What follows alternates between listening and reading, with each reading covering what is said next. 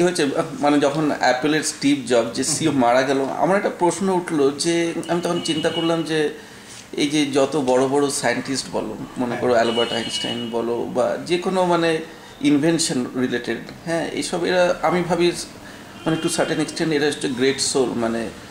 হ্যাঁ, তো একদিন আমি এসে আমি ভাবছিলাম যে আমি শাশ্বতীকে জিজ্ঞেস করছিলাম, নিজেদের মধ্যে কথা হচ্ছিলো যে এইসব সোলগুলো মানে রিজনটা কি যে ইন্ডিয়াতে বা চায়নাতে বা মালয়েশিয়াতে এরাও তো সব টেকনোলজিক্যালি অ্যাডভান্স, বুদ্ধি সবারই আছে, মানে রিজনটা কি যারা এরা ওয়েস্টার্ন ওয়ার্ল্ডে এদের জন্মটা হয়? মানে ওয়েস্টার্ন ওয়ার্ল্ডে যে জন্ম হয় এটার পিছনে আলাদা কোনো রিজন না। আসলে যে আত্মাকে যে কাজ মানে নিয়তি বা ঈশ্বর করাবেন আর কি, তাকে ঠিক সেই রকম জায়গায় ফেভারেবল পজিশনটা দিয়ে দেয়, যে সব থেকে ফেভারেবল জায়গাটা যেখানে পাবে সেখানেই তাকে তার জন্মটা হয় জেনারেলি। মানে এই প্রশ্নটা নিয়ে মনে আছে আমার, এই প্রশ্নটা এই কারণে যে কেন এখানে মনে করো তুমি একটা আম্বানির ঘরেও তো জন্ম নিতে পারতো, তো অনেক পয়সা আছে ইয়ে আছে, ও তো রিসোর্স ওয়াইজ তো ঢেলে ওরা যদি সন্তান হতো সে তো ফুলে মানে সব কিছু করতে পারতো, মানে এমনি তো না যে এক একজনের কর্ম অনুসারে ঠিক যে পজিশনে তার জন্মালে সে সেটাকে খুব সব থেকে ভালো ইউটিলাইজ করতে পারবে, তাকে সেই পজিশনে দেওয়া হয়। আবার কেউ কেউ হয়তো এমন পজিশনে মানে এমন জায়গায় জন্মাচ্ছে যে নিজের কোয়ালিটিটাকে এক্সপ্রেস করতে পারছে না, তাদেরটা চাপা পড়ে থাকছে, এরকমও হয় অনেকের আর কি। সেগুলো মানে মানে এমনি এমনি অ্যাপারেন্ট ভিউতে স্টিভ জবসের লাইফ কিন্তু খুব স্ট্রাগলিং, মানে মানে ছোটবেলা থেকে অ্যাপারেন্টলি দেখতে গেলে তো মানে অনেক সময় রিলেট করা মানে সাধারণ বুদ্ধিতে আর কি, সাধারণ বুদ্ধিতে রিলেট করাটা অনেক সময় মুশকিল হয়। মানে উনি কিন্তু জানো তো হরেকৃষ্ণ টেম্পলে যেত, মানে একটু মানে হিন্দু টাচ ছিল, মানে মন্দিরে মন্দিরে যেত, আমি পড়েছি ওর ইউটিউবে, তুমি যদি ইউটিউবে যাও একটা ওর একটা লেকচার আছে স্ট্যানফোর্ডে একটা স্পিচ দিয়েছিল, তো ওতে আমি পড়ছিলাম যে মানে মানে মানে সার্টেন জানি না ওর ভেতরে কিছু ছিল কি না বা কী ছিল, মানে এটা আমার কাছে লেগেছে মানে একটা ভালো সোল ছিল, মানে ইন এ ওয়ে যে ভালো সোল তো নিঃসন্দেহে একজন ইনোভেটিভ এবং ইনভেন্টিভ, হ্যাঁ, এবং এই আজকে এত ইমেল এত কমিউনিকেশনে এই যুগান্তকারী পরিবর্তন করতে পারছি এগুলো সবই তো ওনার, মানে এই সমস্ত অ্যাকচুয়ালি আমার যেটা মনে আছে 2004 সালে আমি কম্পিউটার নিই, 2003 সালে আমার মামাতো ভাই বলে যে বাড়িতে ওরা একটা কম্পিউটার নিয়ে নি। হ্যাঁ, কম্পিউটার নিয়ে কি করবো, আমার কোনো কাজে বাজে লাগবে না, আমার লেখা নিয়ে আছে নিয়েই থাকি, না এই জন্যই তোর লাগবে। এবং সে 2004 নেওয়ার পর 2011-তে এখন দাঁড়িয়ে ম্যাক্সিমাম কাজ হচ্ছে কম্পিউটার দিয়ে, লেখা হচ্ছে কম্পিউটার, কারেকশন হচ্ছে কম্পিউটার, ডিটিপি হচ্ছে কম্পিউটার, ইন্টারনেট ফেসবুক সেগুলোও কম্পিউটার। কাজে মানে এই কারণেই আর কি যে সমস্ত আত্মাদের মানে জন্মটা হচ্ছে, মানে যাদের ফরেন ল্যান্ডে জন্ম, আসলে ফরেন ল্যান্ডের ওখান থেকে মানে ওঠার স্কোপটা অনেকটা বেশি থাকে, যেটা আর কি এই জায়গাগুলোতে অতটা নেই। না আমি মানে জাস্ট কোইন্সিডেন্টলি এখন মানে মানে বাবা বললেন যে মানে 3টে বই মানে ইংরেজিতে অনুবাদ হচ্ছে, বললো একজন সবই ও ভাই, আমি অ্যাডামকে জিজ্ঞেস করছিলাম দেখো কোইন্সিডেন্টলি এখানেও তো অনেক প্রেসিডেন্সি কলেজ আছে ইয়ে আছে ইংলিশ মানে বিদ্যান লোক আছে, মানে করছে দেখো কি সেই আমেরিকান ভাষী হচ্ছে হচ্ছে মানে কি মানে কোইন্সিডেন্টলি মানে স্ট্রাইক করলো আমার মাথায়। হ্যাঁ সেই ভালো করলে বললেন টেপ হচ্ছে তো শুনে খুশি হবে।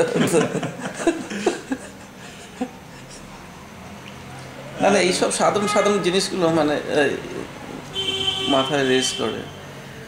তো এই টাইপের সোলদের কি মনে হয় যারা চলে যায় তাদের কি আবার জন্ম হয় না? মানে এরা অবশ্যই স্টিভ জবসের লাস্টের দিকে আমি যেটুকু শুনেছি, আমি খুব ভালো করে কিছুই জানি না, তা লাস্টের দিকে শুনেছি উনি আরো নতুন একটা আবিষ্কারের একটা কিছু মাথায় ওনার ছিল আর হয়তো সেটা নিয়ে আবার তিনি নেক্সট জন্মে হয়তো ফিরবেন। ইউএসএতেই হবে এরকম কোনো কথা নেই, তবে হতেও পারে বা সেরকম কোনো জায়গায় মানে ঈশ্বর যখন তাকে পাঠাবেন তাকে নিশ্চয়ই সেই রকম বেসটা তৈরি করে দেবেন যাতে সেখান থেকে সে আবার উঠতে পারে, তার ড্রিমটাকে ফুলফিল করতে পারে। তো এইসব সোলগুলো কি মানে এরা কি সবসময় এর মধ্যেই থাকবে, মানে ইনভেনশন বা এর মধ্যে, না এরা কি এমনি করতে করতে আরো উপরে উঠে মানে ইনভেনশন মানে একটা মানে ইনভেনশনের জায়গাটা মানে অ্যাকচুয়ালি ঘটনাটা হচ্ছে এটা যদি আমি আবার জাগতিক মানে পৃথিবীতে যেমন এটা একটা বিরাট প্রয়োজন রয়েছে বিরাট একটা সিগনিফিকেন্স রয়েছে। আবার যদি আধ্যাত্মিক জগতে দেখেন, আধ্যাত্মিক জগতে কিন্তু মানে আর পাঁচটা যেরকম মানে ছোটখাটো ব্যাপার, এটাও ঠিক সেরকমই আর কি, মানে এটার কোনো ভ্যালুই সেখানে দেওয়া হবে না আর কি। আধ্যাত্মিক জগতের কথা বলছি, মানে যেটা আমাদের আসল জগৎ, মানে জীবাত্মা পরমাত্মা এই জায়গাটা। কিন্তু যিনি আবিষ্কার করছেন, আবিষ্কার করা বা কোনো কিছু নতুন ক্রিয়েট করা, এটা একটা ঈশ্বরীয় প্রতিভা। সেটা আমি ভাবি। কাজে আস্তে আস্তে একটা সময় এই করতে করতে হয়তো উনি সেই যোগের পথে চলে যেতে পারেন, মানে যদি উনি যান আর কি, যোগ বা জ্ঞান এটাই ওনার পথ হয়তো হবে ভবিষ্যতে, হয়তো কোনো জন্মে, মানে যেখান থেকে মুক্তিটা আসবে আর কি। আমাকে একজন বললো যে স্টিভ জবস হয়তো আবার জন্ম নেবে, কিন্তু ওর কিন্তু ফাইনাল মুক্তি যখন হবে তার কিন্তু সে কিন্তু তখন ইন্ডিয়াতে জন্মগ্রহণ করবে। এটা তো বিশ্বাস করো তুমি? হতে পারে না হয়, মানে তুমি তো বললে যে উনি মানে মন্দিরে যাচ্ছেন ইয়ে করছেন, হতে পারে সূত্রপাতেই হবে। কিন্তু ব্যাপারটা হচ্ছে না, মানে ওনার কথা হচ্ছে যে যে কোনো সোলকে মানে মুক্তি পেতে গেলে বলছে তোমাকে you have to born in India, এমনি টাইপের একটা স্টেটমেন্ট। সেটা তো হতেই পারে, কারণ ইন্ডিয়ার সনাতন ধর্ম হলো ইনওয়ার্ড অ্যান্ড ওয়েস্টার্নই হলো আউটওয়ার্ড। তো সেটা তো হতেই হবে। ইন্ডিয়া মানে ব্যাপারটা হচ্ছে যে যখন ইন্ডিয়াতে জন্ম নিলে যতটা তার সিদ্ধির জায়গাটা, সে যতটা দ্রুত সহায়তা পাবে অন্য ক্লাইমেটের বলুন, হিমালয় বলুন, সাধুদের বলুন, সেটা তো ফরেন ল্যান্ডে অতটা সেরকম পাওয়াটা সম্ভব না। ধরুন আমেরিকায় যে সন্ন্যাসীরা আছেন তারাও প্রচুর জ্ঞানী সন্ন্যাসী, মানে বেসিক ডিফারেন্স, মানে আমি ঠিক বলছি না, ঠিক বলো যে মানে ভেতরের বিকাশ মানে ইনওয়ার্ড বা অন্তর্মুখী বিকাশের দিকে মানে আমাদের এই ধর্মটা, তাই? আর ওইটা হলো ওয়েস্টার্ন ওয়ার্ল্ড হলো বাইরের দিকে, মানে জাগতিক। ওদের ওখানকার যে মহারাজা রয়েছেন ওদের মূলত জ্ঞানের উপর বেস করে ওনারা এগোচ্ছিলেন, কিন্তু এখানে যে একদম শুদ্ধা ভক্তি বা এই জায়গাটা, এটা আবার ইন্ডিয়াতে অনেক বেশি সুবিধাজনক আর কি, কারণ এটা আধ্যাত্মিক দেশটা রয়েছে। মানে ভারতের মধ্যে যে আধ্যাত্মিক অনুরণনটা রয়েছে, যেমন ধরুন মানে একজন আমাকে জিজ্ঞাসা করেছিলেন যে আমরা তীর্থে যাই কেন, ঈশ্বর যদি সব জায়গায় থাকবেন আমরা বাড়িতে বসেই দর্শন করতে পারি।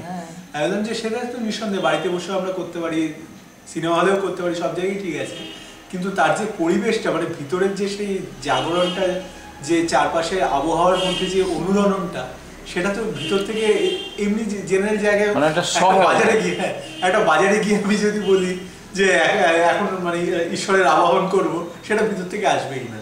কিন্তু যদি আমি একটা মন্দিরে গিয়ে বসে বলি যে একটু ধ্যান করি, খুব শিগগিরই আমার কনসেন্ট্রেশন এসে যাবে, সেই অনুরণনটা জাগবে ভিতরে।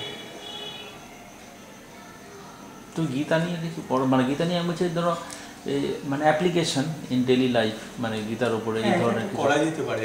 কারণ এরকম মানে আমি এই জয়া রাও নাম শুনেছি কিনা জানি না, ওনার একটা বই আমি দেখেছি যে বিয়ন্ড হার্ভার্ড, গীতার উপরে, কিন্তু হার্ভার্ড ইউনিভার্সিটি, মানে ম্যানেজমেন্ট স্টুডেন্টদের উদ্দেশ্যে বিয়ন্ড হার্ভার্ড। তো আমি দেখেছি, তো এইটা করলে মানে বাঙালি সমাজের জন্য বা ইয়ে ঠিক আছে, মানে শিশুরাও বলেছেন যখন আমি নিশ্চয়ই চেষ্টা করবো আর কি এটা নিয়ে কিছু। আসলে সুবিধা হয় ওই আধ্যাত্মিক অধিবেশনে কেউ কোনো প্রশ্ন করলে সেটার উত্তরটা দিয়ে দিলাম, কিন্তু আমার মানে নতুন করে আলাদা করে চর্চা করে রেডি করা, মানে ওইটা করতে করতেও হয়তো ওগুলোকে ক্লাব করে একটা সময় হতে পারে, কিছু হতেই পারে আর কি। কারণ গীতার উপরে লিখতে পারা আর গীতার উপরে ওইভাবে আমি বলছি না, মানে গীতার উপরে জাস্ট একেবারে অধ্যায়ের পর অধ্যায় যে ব্যাখ্যা করা, সেটা বলছি না আমি, মানে সেটা ডেইলি, হ্যাঁ, মানে অ্যাপ্লিকেশন পয়েন্ট অফ ভিউ থেকে বলছি। ঠিক আছে, মাথায় রইল। মানে খুব সুবিধা হবে ওখানে সাধারণ লোকদের কাছে ওখানে পৌঁছে দেওয়া। কারণ আমাদের ভারতবর্ষে মানে সবকিছু মানে সাধনা বলুন, ভক্তিযোগ, জ্ঞানযোগ, সবকিছু গীতাকে কেন্দ্র করে ঘুরছে আর কি। যেমন সূর্যকে কেন্দ্র করে পৃথিবীর ঘোরা, ঠিক সেরকমই গীতাকে কেন্দ্র করে ধর্মের প্রতিটা জায়গায় ঘুরছে।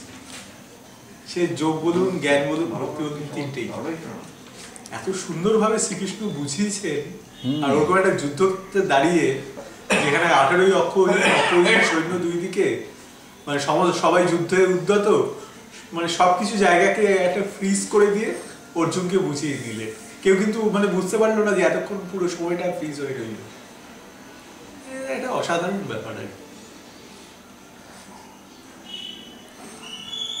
এই যে আমাদের দেশে এত আধ্যাত্মিক নিয়ে আলোচনা হয়, হয়, তাও মানে আমি মাঝে মাঝে ভাবি আমাদের দেশে যে এই যে বলো করাপশন বলো, বলো, এইগুলোর মানে কি কেমনি করে এত মানে এত জ্ঞানী বা সিদ্ধাই লোকরা থাকে, মানে এরা তো কিছু মানে এনাদের কিছু পাওয়ার আছে কন্ট্রোল করার এদের, মানে তো তো এগুলো মানে কোথায় গ্যাপটা সেটা আমি বুঝতে পারি না। মানে মানে যেমনি আমি যেমনি তোমাকে দেখি, ওকে দেখি, মানে সবাই সো কনসিয়াস যে ভালো করব, কাউকে ঠকাবো না, সৎ পথে চলবো, কিন্তু তাও মানে মানে যেমনি তোমার ফ্যান ফলোয়ার আছে, ও কিছু বন্ধু আছে, বা বিবেক এত ওর বন্ধু আছে, ডাউনফল হয়েছে কেন? আসলে কলিযুগের শেষ হয়ে আসছে তো, মানে আর হয়তো কয়েকশো বছর বাদে একটা মানে বিরাট ধ্বংসে শেষ হয়ে যাবে আর কি সবকিছু। মানে কলিযুগের শেষ এটা সার্টেন না? কলিযুগের শেষে, হ্যাঁ সেটা সার্টেন। মানে কলিযুগের শেষটা যখন হচ্ছে তখন মানে ওই যেরকম আর কি, মানে দাপরেও ঠিক যেরকম হয়েছে, মানে যখন দাপরে শেষ হয়ে কলিতে ঢুকছে আর কি, সেটা তো মানে একটা জিনিস যুগ শেষ হচ্ছে, কিন্তু কল্প শেষ না, এখানে কল্পটা শেষ হচ্ছে। মানে যার জন্য পৃথিবী মানে পাপে তাপে ছেয়ে গেছে। যেমন সত্যযুগ যখন ছিল, সত্যযুগ ছিল সম্পূর্ণ নির্মল মানুষের সবাই ছিলেন, সব ঋষি মুনি বা রাজারা, তারাও সেরকম সত্যভাবাপন্ন আর কি। তারপরে এলো ত্রেতা যুগ, তখন কিছু রাক্ষস, কিছু এই সমস্ত চারদিকে রাবণের উৎপাত বাড়লো, তাদের ধ্বংস করার জন্য শ্রীরামচন্দ্র। কিন্তু ত্রেতাতে একটা জিনিস দেখবেন যে শ্রীরামচন্দ্র যখন যুদ্ধ করেছেন, শ্রীরামচন্দ্র কিন্তু সম্পূর্ণ মানে প্রতিটা নিয়ম মেনে যুদ্ধ, মানে একটা মানে অন্যায় যুদ্ধ বা কোনো কিছু নেই। কিন্তু এখন অনেকে প্রশ্ন তুলতে পারেন যে নিকুম্ভিদা যজ্ঞাগারে যে লক্ষণকে পাঠানো হয়েছিল বধ করতে, সেটা নেই। কিন্তু সেটা আমাদের কিন্তু ওই যে কোষা ছুঁড়ে মারলো ইন্দ্রজিতের হাতে অস্ত্র নেই, এই জিনিসটা কিন্তু সম্পূর্ণ আমাদের মানে মধুকবির কল্পনা থেকে এসছে। যে আসল ঘটনাটা হচ্ছে মানে যেটা বাল্মীকি রামায়ণে রয়েছে, সেখানে কিন্তু যুদ্ধ হয়েছিল, যজ্ঞপণ্ড করে দিয়েছিল বানরা গিয়ে, এবং তার গুহামুখের বাইরে দাঁড়িয়েছিলেন লক্ষণ আর বিভীষণ, সেখানে যুদ্ধটা হয়েছে। কিন্তু মানে সম্মুখ সমরে তাকে বধ করা হয়েছে এবং তার হাতে অস্ত্রও ছিল। শুধু মায়ার প্রভাবে সেই মেঘের আড়ালে চলে যাওয়ার জায়গাটা ইন্দ্রজিৎ ক্রিয়েট করতে পারেনি, সেই জায়গাটাকে তার স্টপ করানো হয়েছিল। কিন্তু মানে রামায়ণের যুদ্ধে সম্পূর্ণ আর কি ন্যায়পরায়ণভাবে যুদ্ধ হয়েছে। কিন্তু দেখুন সেই শ্রীরামচন্দ্রেরই অবতার শ্রীকৃষ্ণ যখন এলেন দাপরে দেখা গেল আবার কিন্তু অন্যায় যুদ্ধ কিন্তু শ্রীকৃষ্ণ করিয়েছে পাণ্ডবদের দিয়ে। মানে তিনি দেখেছেন শটে সার্থক, ওরা যেমন অন্যায় করছে আমরা তেমনি অন্যায়ের পাল্টা অন্যায় দিয়ে তাদের শেষ করবো, সেই জায়গাটা দেখিয়েছে। মানে সেটাতে কোনো পাপ হচ্ছে না। যে অর্জুনকে দিয়ে যে যেরকম ধরুন ভীষ্মবধ তো আপাত দৃষ্টিতে দেখতে গেলে মানে যেভাবে সামনে শিকন্ডিকে রেখে ভীষ্ম ধনুক সরিয়ে নিলে, সমানে তীর যাচ্ছে, ভীষ্মকে গিয়ে বিদ্ধ করছে, ভীষ্ম পড়ে গেলেন, অন্যায় যুদ্ধ এটা। দ্রোণাচার্য ধ্যানে বসেছেন, ধৃষ্টদ্যুম্ন গিয়ে তার মাথা কেটে দিল। যুধিষ্ঠিরকে শ্রীকৃষ্ণ বলালেন তুমি বলো অশ্বত্থামা হত, সে অবশ্যই ইতিগজ বলে কিছুটা মেকআপ করেছিল, তাও নরক দেখতে হয়েছিল। কিন্তু এই যে সমস্ত হয়েছে, কিংবা দুর্যোধনকে, কর্ণকে যে বধ করা হয়েছে, অন্যায় সমাজ ছাড়া এটা হতো না। কিন্তু মানে তিনি দেখাচ্ছেন যে ন্যায়ের পক্ষে থেকে যদি আমি অন্যায়ভাবেও যদি ন্যায়ের পক্ষকে ফলো করি, তাহলে সেখানে জয়টা সম্ভব আর কি, মানে এবং সেখানে জয়টা প্রয়োজনীয় সেক্ষেত্রে ধর্মে। এইভাবে দাপরে তিনি অন্যায় যুদ্ধতেও দেখিয়েছেন আর কি। তার মানেটা কি, মানে দাপরে দেখানো হচ্ছে মানে প্রায় 50 ভাগ মতো, 50 ভাগ মতো অন্যায় পড়ে গেছে আর কি চারদিকে। ত্রেতা যুগে যেটা ছিল 25%, সত্যযুগে ছিল 0%, আর কলিযুগে সেটাই হয়েছে প্রায় পুরো পার্সেন্ট আর কি। মানে 95% কি 90% আর কি মানে আপনার অন্যায়ের কলুষে ভরে গেছে, এবং আলটিমেটলি আসবে আর কি, যে ধ্বংসের মাধ্যমে সম্পূর্ণ পৃথিবী শেষ করে আবার নতুন কল্প শুরু হবে। তো মানে এরা কোনো ইন্ডিকেশন দিতে পারো মানে কতদিন কলিযুগ? ওরকম তো মুশকিল, 550-600 বছর এরকম একটা মানে বলা আন্দাজ করে যাচ্ছে। হ্যাঁ না আন্দাজ না, মানে বিভিন্ন সাধুদের কাছে যেটা শুনেছি, আর 550-600 বছর মতো আছে কলিযুগ শেষ, আমাদের চলে যাবে এবং আমাদের পরের প্রজন্মও চলে যাবে আর কি। এই যে সবাই বলছে 2012 একটা মানে কিছু একটা হবে, তো তোমার মানে আমি মোটামুটি যেটুকু শুনেছি হবে, মানে যেরকম এখন 2011-তে হচ্ছে 2013-তে হবে ওই রকমই, ছোট মানে বিভিন্ন ধ্বংস, অগ্নুৎপাত, অগ্নুৎগার এইরকমই, মানে বিরাট পৃথিবী মানে 2012 সিনেমায় যেটা দেখেছি সেটা হবে না কিছু, সেটা শিওর। মানে কমিউনিকেশনে কি কোনো গন্ডগোল হতে পারে? এটা একটা দেখছি 2013-তে আমাদের ইন্টারনেটেই, মানে শাশ্বতীদেরও কমন ফ্রেন্ড উনি, অরুণ আবুভাই বলে একজন, তো উনি একটা ভিডিও দিয়েছেন যে সায়েন্টিস্টরা নাকি ওইখানে দেখেছে 2013-তে মানে একটা কিছু মানে বড় ধ্বংস ধাঁচের, যে পুরো আকাশ লাল হয়ে যাবে, গ্রহ উপগ্রহের কি এরকম কোনো সিচুয়েশন আসবে যে কমিউনিকেশনে গন্ডগোল হতে পারে বা কিছু? আমি কোথায় যেন শুনেছি, আমি ওটা শুনেছি যে ওইখানে দেখেছি আর কি, যে ইন্টারনেট ব্যবস্থা ফেলিয়ার হয়ে যাবে। বরফানি দাদাজির ইয়েতেও রয়েছে, কিন্তু মানে মুশকিল এগুলো সেই জায়গাটা, মানে ইন্টারনেট ব্যবস্থা মানে ফেল হয়ে যাবে কিনা আমি বলতে পারছি না। তবে মানে সেরকম বিরাট মাপের কিছু ধ্বংস হবে না, যেরকম ধ্বংস হচ্ছে বিগত কয়েক বছর ধরে ওই রকমই। ছোটখাটো হয়তো কোথাও যুদ্ধ লেগে গেল বা কোথাও একটা হলো, ওই রকমই লোকক্ষয় চলতেই থাকবে আর কি, এইটুকু বলা যায়। একটু একটু করে মানে ধ্বংস হচ্ছে, বড়সড় কিছু না। বড়সড় মানে পৃথিবীর একেবারে ধ্বংস হয়ে গেলে একবারে হয়তো হবেও না, সেটা ধীরে ধীরেই হবে। হ্যাঁ, অমনি করে আর মোটামুটি ছাড়তেই যাবে আর কি, মানে কাটতে সেইভাবে আলটিমেটলি আবার শত্রুযুগ আসবে, মানে নতুন গল্প আবার। এটা তো হবেই যে সুপার পাওয়ার, মানে সাইকেল, সুপার পাওয়ার সে নিচে চলে আসবে, আবার নতুন পাওয়ার উঠে আসবে, তখন এইভাবে ধ্বংস হতে থাকবে হয়তো। যেরকম অনেকে বলছেন যে ভারতবর্ষে সুভাষচন্দ্র বোস আবার ব্যাক করবেন হয়তো, মানে হয়তো আবার মানে ভারত জগৎ সভার শ্রেষ্ঠ আসর লবে, যেটা বলেছে, এটা সম্বন্ধে অনেক মতামত রয়েছে আর কি। আমিও রুদ্রানন্দজির কাছ থেকে শুনেছিলাম, মানে সেটা পরীক্ষা চিরন্তনের এই 3য় খণ্ডে দেব ওটা, আরো অনেকে করেছে, মানে যেটা এখনো আর কি ধরা হচ্ছে নেতাজি এখনো জীবিত এবং আধ্যাত্মিক জগতেই রয়েছেন, কিন্তু আমার মনে হয় না তিনি ফিরবেন। হ্যাঁ, কিন্তু আমার মনে হয় না তিনি ফিরবেন।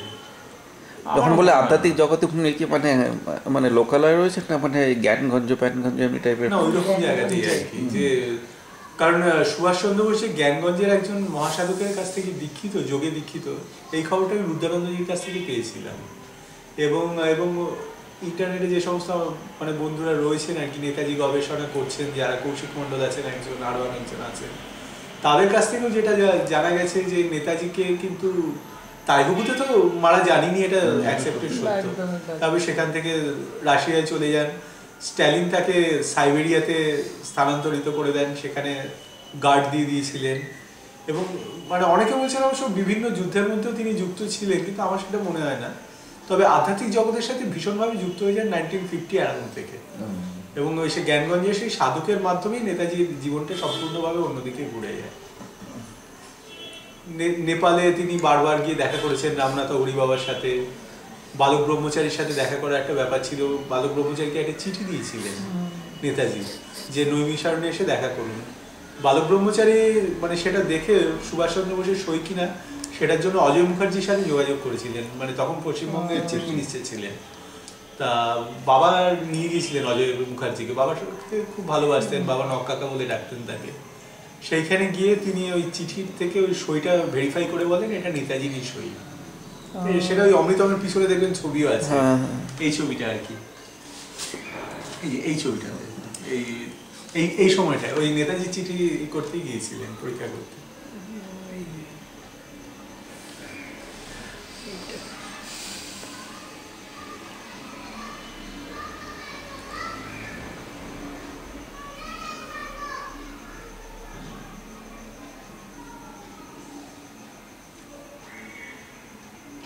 নেতাজির একটা রহস্য রয়ে গেল, তাই না? রহস্যটা রয়ে গেল। আসলে কংগ্রেস গভর্নমেন্ট সেই সময়টায় যে কাজটা করেছিল, মানে যেটা আমি শুনেছি বিভিন্ন জনদের কাছ থেকে, আমি নিজে তো ডাইরেক্টলি ওটা জানি না, তা সেটা যেটা শুনেছি যে তখন নাকি যে ট্রান্সফার অফ পাওয়ারটা হয়, সেই ট্রান্সফার অফ পাওয়ারে মানে নেহেরু সই করেছিলেন যে যদি সুভাষ বোস ফিরে আসে জীবিত বা মৃত, তাকে যে কোনো অবস্থাতেই ইংল্যান্ডের হাতে হস্তান্তর করতে হবে। এবং যদিও ভারতকে ট্রান্সফার অফ পাওয়ারের মাধ্যমে দিয়ে দেওয়া হয়েছে স্বাধীনতা, কিন্তু ইকোনমিক্যালি ব্রিটেন আর কি এখনো ভারতকে কন্ট্রোল করছে ওই ট্রান্সফার অফ পাওয়ারের শর্ত মেনে। এই সমস্তগুলো শুনছি আর কি, ব্যাপারগুলো সঠিক জানি না, মনে হয় নিশ্চয়ই এটার কোনো কারণ আছে, না তো নেতাজিকে এইভাবে রহস্যমণ্ডিত করে রাখবে কেন?